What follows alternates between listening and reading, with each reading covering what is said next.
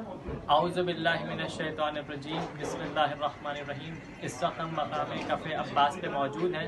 یہاں پر مولا عباس کا دایاں بازو شہید ہوا تھا۔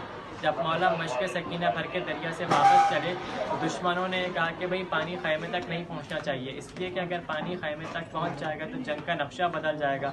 تو ملعون نے پیچھے دور سے چھپ کے وار کیا، مولا عباس کا دایاں بازو قلم ہو گیا۔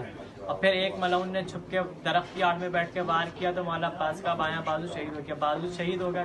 جب بازو شہید ہو گئے تو دشمنوں نے مشق سکینہ پہ وار کیا، مولا عباس پہ واپس میدان میں آ گئے۔ مولا عباس نے پھر قیام کا رخ نہیں کیا۔ اسی اسنا میں جب مولا عباس جب دین سے گرے، ان کی شہادت ہوئی، اور امام حسین جب حضرت عباس کے لاشے کی جانب آنے لگے تو مولا عباس جب لاشے کی جانب آنے لگے تو ہوا یہ منظر یہ ہوا کہ درمیان میں جب مولا آئے تو اس مقام پہ مولا عباس کا دایاں بازو جو ملا تو مولا حسین نے اس بازو کو اٹھایا، اپنے سینے سے لگایا اور اپنی آنکھوں سے لگایا۔